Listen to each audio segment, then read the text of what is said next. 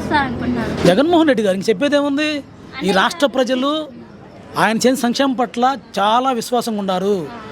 YSR Congress party కార్యకర్తలు కానీ నాయకులు కానీ పూర్తిగా సంతృప్తిగా ఉన్నాం. జగన్మోహన్ రెడ్డి గారి పరిపాలన పట్ల ఆయన ప్రజలు మా ద్వారా మేము కష్టపడి గవర్నమెంట్ తెచ్చుకోవడం వల్ల ప్రజల విశ్వాసంతో ఈనాడు ప్రజలతో పాటు మా నాయకులు కూడా చాలా సంతృప్తిగా ఉన్నాం. జగన్మోహన్ రెడ్డి గారు 2024లో విజయం సాధించబోతా ఉన్నాడు. ముఖ్యమంత్రిగా ప్రమాణ స్వీకారం చేయబోతా ఉన్నాడు. పథకాలు పెట్టారు కదా సార్, ఎలా ఉంది? పథకాలు బాగున్నాయమ్మా, ప్రజా విశ్వాసం చురుకున్నాయి. ప్రజలు విశ్వసించారు, ప్రజలు మేలు పొందారు, చాలా సంతృప్తిగా ఉన్నారు. గ్రామాల్లో పేదలకి పెత్తందారుల మధ్య యుద్ధం అని చెప్పింది మా నాయకుడు అదే. ఎందుకంటే ఆయన చేసినంత బడుగు బలహీన వర్గాల ప్రజలకి, ఎస్సీ ఎస్టీ బీసీ మైనారిటీలకి, అగ్రవర్ణాల్లో ఉన్న వాళ్ళకి, ఫ్యాక్టరీ మేనేజర్లకి, కోటీశ్వరుల ధనవంతులకి మా ప్రభుత్వం కాదు.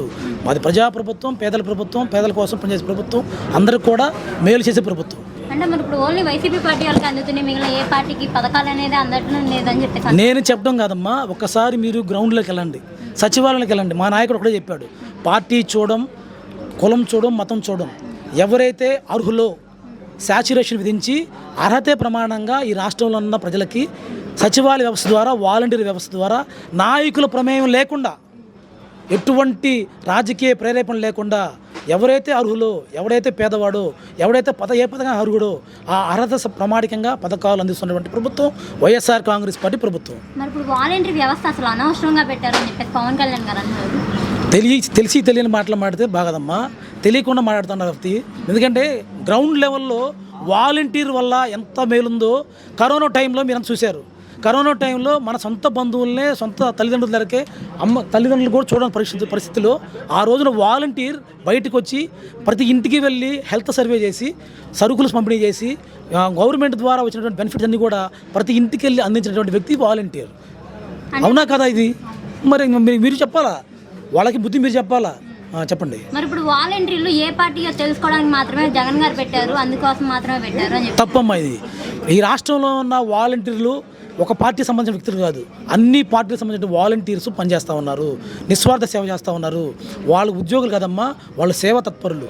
అందుకనే మా ప్రభుత్వం, వైఎస్ఆర్ కాంగ్రెస్ పార్టీ ప్రభుత్వం గడిచినటువంటి 4-5 సంవత్సరాలుగా ప్రతి వాలంటీర్లను గుర్తించి ఎవరైతే సేవ చేస్తాం మరింతగా చొచ్చుకుపోయి ప్రజల్లో సేవ చేస్తూ ఉన్నారో వాళ్ళందరికీ కూడా అవార్డు ఇస్తూ అన్ని రకాల అవార్డులు పంపిణీ చేస్తూ ఉన్నారు. మరి ఇప్పుడు చంద్రబాబు గారు అంటున్నారు జగన్ గారు మాకు భయపడి ఎమ్మెల్యేలు మారుస్తున్నారు అని చెప్పి అంటున్నారు. ఇక్కడ నువ్వు ఒకటే చేసుకోమ్మా, భయపడి పొత్తుల కోసం ఎంపర్లాడుతున్న వ్యక్తి ఎవరు?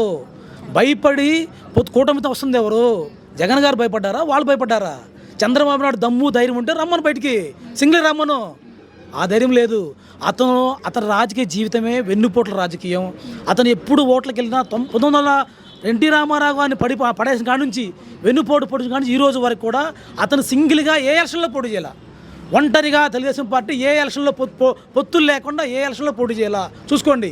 BJP, CPI, CPM, TRS, Congress, అసలు ఎన్టీ రామారావు గారు పార్టీ పెట్టిందే కాంగ్రెస్ వ్యతిరేకంగా. అలాంటిది చంద్రబాబు నాయుడు మామూలుగా లోపాయి గారు రాజకీయాలు చేస్తూ ఇతను కాంగ్రెస్తో కూడా కలిసిపోయి రాజకీయాలు చేస్తున్నటువంటి దౌర్భాగ్యమైన స్థితిలో చంద్రబాబు నాయుడు ఉన్నారు. చెప్పండి. మరి ఇప్పుడు తెలంగాణలో కేసీఆర్ గారు ఓడిపోయారు, అలాగే ఏపీలో కూడా జగన్ గారు ఓడిపోతారు అని చెప్పేసి చంద్రబాబు. భౌగోళికంగా ఆ రాష్ట్రానికి సంబంధించి ఈ రాష్ట్రానికి సంబంధించి రాజకీయ పరిస్థితులు వేరుగా ఉంటాయమ్మా. అక్కడికి సంబంధం లేదు. మా నాయకుడు ప్రజానాయకుడు, ప్రజా విశ్వాసం చొరుగున్నారు. సంక్షేమ పథకాలు, అభివృద్ధి మా ప్రభుత్వాన్ని మళ్ళా తిరిగి గెలిపించబోతా ఉన్నాయి. ఈ సంబంధించినటువంటి తెలుగుదేశం పార్టీ గత ఎన్నికల్లో కూడా కేవలం పేపర్లు, ఎలక్ట్రానిక్ మీడియా, ఒక ఎల్లో మీడియం ఆధారపడి రాజకీయం చేసింది. ఆ ఎలక్షన్లో ప్రజలు చెప్పుతో బుద్ధి చెప్పారు. ఈ రోజు మళ్ళా తిరిగి వాళ్ళు నమ్ముకుంది పచ్చ మీడియాని నమ్ముకున్నారు, మన దత్తపుత్రుని నమ్ముకున్నారు. కానీ ఇవన్నీ జరగవు. వాళ్ళు ఎప్పుడు విడిపోలేదు, ఎప్పుడు కలిసే ఉన్నారు. 2014 కలిసే ఉన్నారు, 2019 కలిసే ఉన్నారు, 2024 కలిసే వస్తున్నారు. ముసుగు తీశారు అంతే, తేడా ఏం లేదు. అందుకనే ఎవరు ఇన్ని ముసుగులు వచ్చినా, ఎంతమంది కలిసి వచ్చినా, ఎంతమంది పందులు కలిసి వచ్చినా సింహం సింగిల్గా విజయం సాధించబోతున్నాడు జగన్మోహన్ రెడ్డి. మళ్ళా ముఖ్యమంత్రిగా మే నెలలో ఇదే విజయవాడలో ప్రమాణ స్వీకారం చేయబోతా ఉన్నాడు. మరి ఇప్పుడు మేమిద్దరం కలిసి రావడం వల్ల జగన్ గారు ఓడిపోతారు, ఈసారి గద్ద దించుతాను అని చెప్పి ఓట్లేసేది వాళ్ళు కదమ్మా, ప్రజలు. ఈ రాష్ట్ర ప్రజలు ఈ 5 సంవత్సరాలుగా పొందినటువంటి బెనిఫిషరీస్ కానీ, వెల్ఫేర్ కానీ, డెవలప్మెంట్ కానీ వీళ్ళందరూ కళ్ళారా చూశారు, స్వయంగా పొందారు. మేలు పొందినటువంటి ఆంధ్రప్రదేశ్ ప్రజలు ఎప్పుడు కూడా మేలు చేసిన వ్యక్తికి అన్యాయం చేయరు. మేలు పొందిన ప్రతి వ్యక్తి కూడా వైఎస్ జగన్మోహన్ రెడ్డి గారికి పార్టీలకు అతీతంగా అండగా ఉంటారు. వైఎస్ఆర్ కాంగ్రెస్ పార్టీకి అండగా ఉండబడి ఫ్యాన్ గుర్తు మీద ఓటేసి వైఎస్ఆర్ కాంగ్రెస్ పార్టీని మళ్ళీ అధికార పీఠం ఎక్కించి ముఖ్యమంత్రిగా జగన్మోహన్ రెడ్డి గారిని మళ్ళీ తిరిగి గెలిపించబోతా ఉన్నారు. జనం డబ్బులతో జగన్ గారు జల్సాలు చేస్తున్నా అని చెప్పేసి చంద్రబాబు గారు అంటున్నారు. నిరాడంబరంగా ఎటువంటి హంగు ఆర్భటం లేకుండా జగన్మోహన్ రెడ్డి గారి 5 సంవత్సరాల్లో పరిపాలన కొనసాగించారు. ఎక్కడ కూడా ఆడంబరాలకు పోకుండా ప్రజాధనాన్ని దుర్వినియోగం చేయకుండా ప్రజా సంక్షేమం కోరి ప్రజల కోసం ప్రతి రూపాయి కూడా ఖర్చు పెడతా ఉన్నారు. ఇది వాస్తవం. రాజధాని ఒకటే సరిగ్గా లేదు, ఇంకా 3 పెడతా అంటున్నారు ఈయన అని చెప్పేసి అంటున్నారు కదా. రాజధాని ఎవరు కాలమ్మా? రాజధానిలో అన్ని కులాలు మతాలు అన్ని ఎస్సీ ఎస్టీ బీసీ మైనార్టీలు అందరూ ఉంటేనే రాజధాని. ఒక సామాజిక వర్గానికి సంబంధించిన రాజధాని ఎప్పుడు ఉండకూడదు. దానికి మేము విరుద్ధం. ఈ 3 రాజధానులు రాష్ట్రంలో ఈ 3 రాజధానులు సంబంధించి 3 ప్రాంతాల్లో ఉన్న ప్రజలు అభివృద్ధి చెందాలి, సామాజికంగా ఆర్థికంగా రాజకీయంగా అందరూ బాగుండాలనే సంకల్పంతో మా నాయకుడు 3 రాజధానులు ప్రకటన చేశారు. ఎన్ని సీట్లు వస్తాయంటారు? 175కి 175. దీంట్లో రాజీ లేదు. మా నాయకుడి మాటే మా మాట. విజయం సాధించబోతున్నాం. ప్రభుత్వాన్ని స్థాపిస్తాం. ప్రమాణ స్వీకారం చేస్తాం. రాసుకోండి. ఓకే.